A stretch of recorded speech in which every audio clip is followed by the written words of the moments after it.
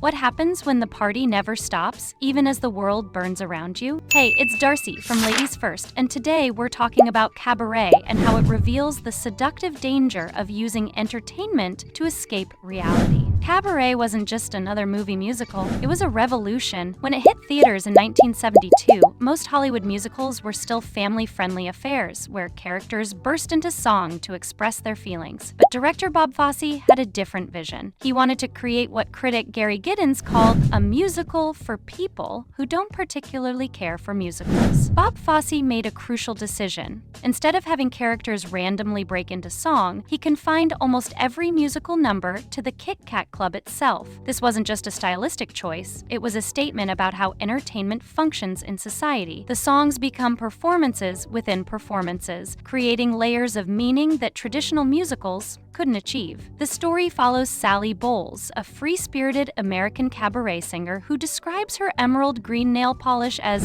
divine decadence, a phrase that perfectly captures both her character and the film's entire aesthetic. When she meets Brian Roberts, a repressed bisexual British writer, their relationship unfolds against the backdrop of 1931 Berlin during the collapse of the Weimar Republic and the rise of National Socialism. The Kit Kat Club becomes a sanctuary where anything goes. Men dress as women, sexual boundaries dissolve, and political concerns are banned. The crude, clownish master of ceremonies serves as our host, guiding us through increasingly dark performances that revel in decadence. But Fosse makes sure we understand that this decadence isn't just about sexual liberation, it's a metaphor for political decline. The club's anything goes philosophy feels liberating at first. Sally embodies this perfectly, living entirely in the moment without concern for consequences. When she meets Brian, she's immediately drawn to his proper British reserve, seeing him as a challenge to seduce. Their relationship becomes a microcosm of the larger cultural clash happening outside: tradition versus rebellion, repression versus liberation. But the film's genius lies in how it reveals the dark side of this endless party. The master of ceremonies becomes increasingly sinister as the story progresses, his painted smile hiding something more disturbing. His performances start to mock the very audience he's entertaining, reflecting how entertainment can become a form of control rather than liberation. The presence of National Socialists increases throughout the film, most chillingly in the one song performed outside the Kit Kat Club. Tomorrow Belongs to Me takes place in a country beer garden and is initially sung by an Aryan youth with an angelic voice. Through the course of the song, he manages to whip most of the German clientele into a microcosm of national frenzy that becomes the perfect metaphor for the rise of the Nazi Party. This beer garden scene reveals Cabaret's most devastating insight. The same energy that creates liberation can be channeled toward destruction. The young Nazis' performance is magnetic, drawing in even reluctant participants until the entire crowd is singing with nationalist fervor. It's the same seductive power that fills the Kit Kat Club, but weaponized. Ozzy shows us that the Nazis understand something crucial about human nature. People want to be entertained, to feel part of something bigger than themselves. The performance becomes a form of mass hypnosis, and the audience becomes complicit in their own manipulation. Meanwhile, Sally and Brian's relationship reflects the broader cultural tensions. Brian offers her a chance to escape Berlin and settle into a conventional life in Cambridge, but Sally ultimately chooses to stay in the club. She's not just rejecting Brian, she's rejecting reality itself, choosing fantasy over survival. The film's supporting characters face similar choices. Fritz, a German Jew passing as Protestant, falls in love with wealthy Jewish heiress Natalia. To marry her, he must reveal his true identity, a courageous act that puts them both in danger. Their story shows what happens when people choose truth over safety, the opposite of what Sally does. Cabaret succeeds because it doesn't present fascism as an obvious evil that rational people would reject. Instead, it shows how authoritarianism seduces its way in, performance by performance, compromise by compromise. The club that once seemed like a sanctuary from political reality gradually becomes complicit in its own destruction. Fosse's direction captures this through visual storytelling. The Kit Kat Club grows darker and more desperate as the film progresses. The makeup becomes more garish, the performances more frantic, and the audience more complicit. By the end, Nazi uniforms are visible in the club's preferred seating, showing how completely the sanctuary has been invaded. The film's treatment of adult subject matter, Nazis, bisexuality, anti-Semitism, was revolutionary for a Hollywood musical. But